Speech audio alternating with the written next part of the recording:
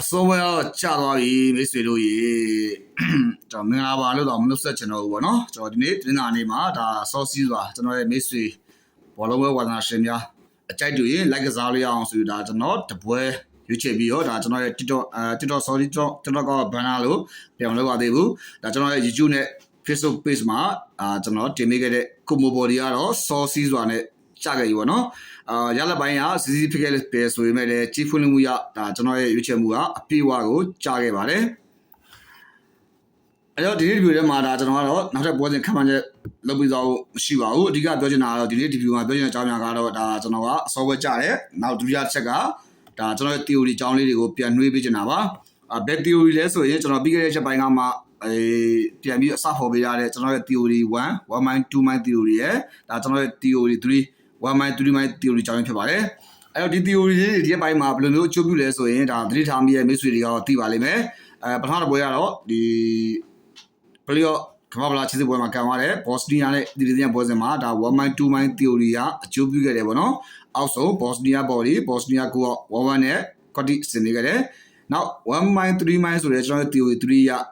Friday ညမှာကစားခဲ့တယ် PSG နဲ့2တော့တင်ရဲ့ပွဲစဉ်မှာလည်း3-1နဲ့အပေါ်ဆုံးအောင်မြင်ခဲ့တယ်။နောက်စနေညမှာကစားတဲ့ Bayern နဲ့ Bayern တင်ရဲ့ပွဲစဉ်မှာဆိုလည်းဒါ 3-2 ပေါ့နော်။ဘော်ဒီကအပြားဆုံးရှုံးလို့ဆိုပေမဲ့ဂိုးပေါင်းကတော့အပြည့်အအောင်ခဲ့တယ်။ဒါ theory 3ရကိုက်နေတဲ့ပွဲမျိုးပေါ့နော်။နောက် Leverkusen နဲ့ Uber တင်ရဲ့ပွဲစဉ်မှာဆိုလည်း1 mind 3 mind ရဒါ6-3နဲ့အပေါ်ဆုံးအောင်ခဲ့လို့ဒါကျွန်တော်တို့ theory တွေကိုသတိထားပြီးလက်ကစားတဲ့မိတ်ဆွေများကတော့အကျိုးရှိခဲ့ပါလိမ့်မယ်။အဲ့တော့ဒီနေ့ညမှာလည်းဒါကျွန်တော်တို့ theory နဲ့ကိုက်နေတဲ့ပွဲစဉ်တစ်ပွဲရှိပါတယ်ဒီပွဲကတော့ Italy Serie A က Juventus နဲ့ Genoa တင်ရဲ့ပွဲစဉ်ဖြစ်ပါတယ်ဒီပွဲစဉ်မှာလက်ရှိအရှင်တင်က150ရှုံးပြရတယ်ဂိုးပေါင်းကြီးက2ရှုံးပါ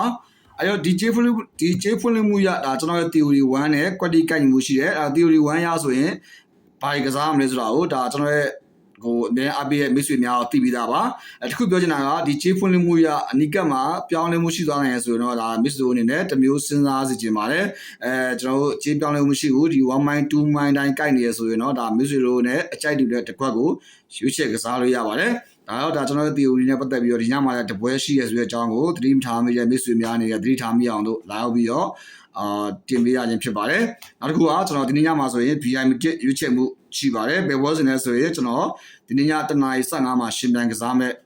ပွဲစဉ်နှစ်ပွဲတွေကရွေးချယ်ထားပါတယ်ပထမတစ်ပွဲက Serie A တစ်ပွဲဒုတိယတစ်ပွဲလာလီဂါတစ်ပွဲပါအဲ့ဒီနှစ်ပွဲကနေပြီးတော့ VIP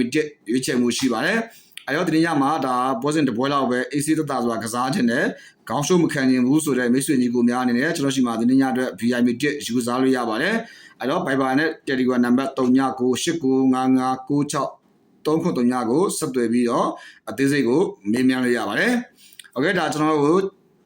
Facebook နဲ့ YouTube channel ကိုအားပေးကြတဲ့မိတ်ဆွေညီကိုများအားလုံးပဲကျွန်တော်ရဲ့ Telegram channel ကိုလည်းမ join ရသေးရင် join ပေးဖို့ကျွန်တော်ကပြောချင်ပါတယ်။အဲ့တော့ကျွန်တော်ကိုအမြဲအကြည့်အားပေးကြတဲ့မိတ်ဆွေများအားလုံးကိုကျေးဇူးအထူးတင်ရှိပါတယ်ကျွန်တော်ပြောနေကြစကားတစ်ခုနဲ့ပဲနှုတ်ဆက်ခဲ့ပါတယ်အပိုင်ပွဲဆိုတာတော့ဖျားသခင်ပဲသိပါလိမ့်မယ်ဒါပေမဲ့အကောင်းဆုံးသောရွေးချယ်မှုတွေကိုတော့ကျွန်တော်လောပန်ကြီးကနေ့စဉ်ခံမှန်းပြီးတင်ဆက်ပေးသွားအောင်ဖြစ်လို့ဒါကျွန်တော်ရဲ့ YouTube channel နဲ့ Facebook page လေးကိုစောင့်ကြည့်အားပေးကြပါအောင်လို့ကျွန်တော်ကဖိတ်ခေါ်ခဲ့ပါတယ်